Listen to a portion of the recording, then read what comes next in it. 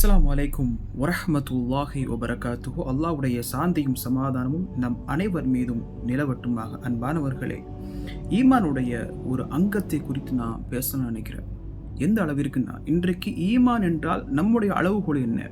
தொழுவது, அமல்கள் செய்வது, ஜக்காத்து கொடுப்பது, ஹஜ்ஜுடைய கிரிகைகளை நிறைவேற்றுவது, இன்னும் பிற அமல்களை செய்வது மட்டும்தான் அது ஒரு ஈமானுடைய அளவுகோல் என்று நாம் நினைத்து கொண்டிருக்கின்றோம். அது மட்டுமல்ல, இஸ்லாம் இதை தாண்டி நாம் அலட்சியப்படுத்தக்கூடிய எவ்வளோ விஷயத்தை இஸ்லாம் அது ஒரு ஈமானுடைய அங்கமாக நமக்கு சொல்லித் தருவதை பார்க்க முடியும். எந்த அளவிற்கு அண்டை வீட்டாருடைய உரிமைகளை அந்த அளவிற்கு அதிகமாக பேசுவதை பார்க்க முடிகிறது.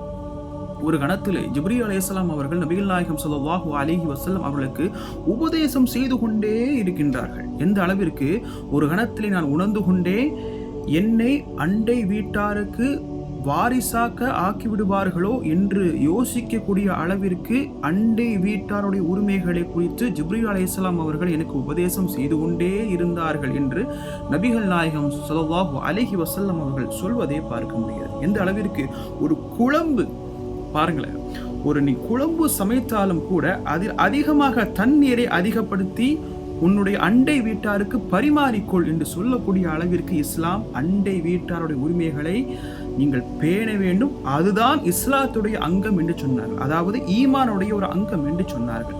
நபிகள் ஸல்லல்லாஹு அலைஹி வஸல்லம் அவர்கள் சொன்னார்கள். இன்னும் எந்த அளவிற்கு வலியுறுத்தி சொன்னார்கள் தெரியுமா?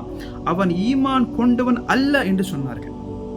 இதை வைத்து சொன்னார்கள், ஒருவன் நிறைவாக பசித்திருந்து நிறைவாக உணவை உட்கொண்டு தன்னுடைய அண்டை வீட்டார் பசித்திருந்து அவன் காத்து இருந்தால் அவன் உண்மையான ஈமான் கொண்டவன் அல்ல என்று சொன்னார்கள்.